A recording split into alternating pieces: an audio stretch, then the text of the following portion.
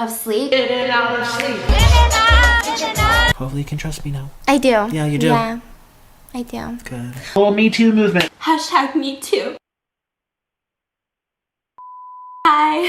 So I haven't really posted on this channel in the past couple of days or my other channel, and I'm alive. The FBI didn't get me. I know some of you guys are worried, but I just kind of want to talk to you guys about what's been happening the past couple of days, because a lot has happened and it's been really stressful. The past couple of days have been filled with just a lot of manipulation, in particular manipulating my own words against me to make me do things that I don't want to do and I don't feel comfortable doing, and a lot of Nikocado Avocado using his platform to threaten me and to bully me. At this point, my home safety is kind of in question, so normally I wouldn't talk about stuff like this or make a video on it. I've been pretty vocal that a lot of things can just be solved offline, but because of how extreme things have gotten recently, I just want to share my side.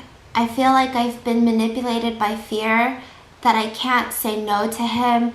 I just want to take back my power to say no. Not feel like someone's holding this thing over me and threatening me. I feel like in normal circumstances, I probably wouldn't share private text messages or private DMs, but because of his constant, just over and over again, twisting my words, I just feel like it's necessary, and I'm only going to be using conversations that have to do with this matter of my safety, my security, and the way that he's been threatening me.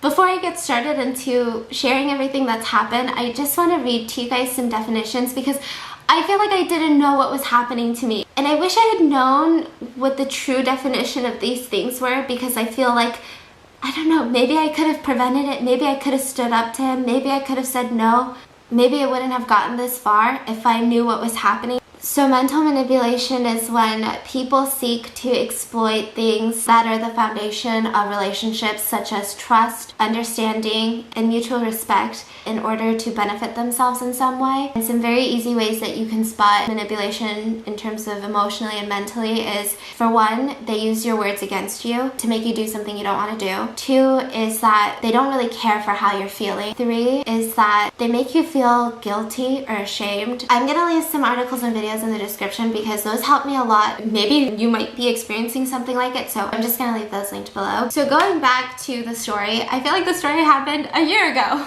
which it happened with Shookbug and Veronica Wang, and I never thought I'd be talking about this online, but here I am. That was kind of when Nick and I had our first interactions on a personal level through Instagram DMs. We spoke about what happened. From his side, it was more of him trying to clarify how I was involved or if I was involved, and also he wanted me to make a video on my side of the story. I had told him that I wasn't involved. I don't think I need to make a video. It was just back and forth of that. Not too long after, he asked me if I wanted to collab with him. I remember specifically being transparent with him and letting him know I don't want to collab just because I feel like the drama is too fresh. I feel like me being in a video with him would just stir things up again, and so for all those reasons I was transparent and I said no.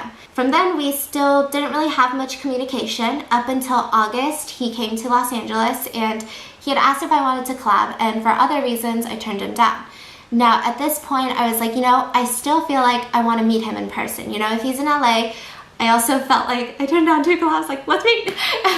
So I had set up this dinner with me, Zach, and Nick at Hot Pot. Honestly, immediately going in, I was nervous. I definitely had a guard up because I was like, oh, anytime we've talked before, he's just been asking nonstop about Veronica. And so I even went in with this gift of like a bottle of champagne and these macaroons, because I wanted him to know that like, hey, I didn't say no to you in your collabs because I don't like you, you know? And so immediately when I met him, I could probably say that I was kind of taken aback by how comfortable he was. He just kept saying like, yeah, that's online. You can trust me. Hopefully you can trust me now. I do. Yeah, you do. Yeah, I do. Good. Like, I'm not gonna say whatever you say online, that's online. And so I just felt like, oh, like that makes sense. He even opened up to me first, which made me feel really good. I felt like, oh wow, he trusts me. And so I started opening up, and obviously the conversation did lead to Shookbug and Veronica. And I feel like in any other situation, I would never want to put this online. But because I feel like this is something that he's kind of holding over my head right now,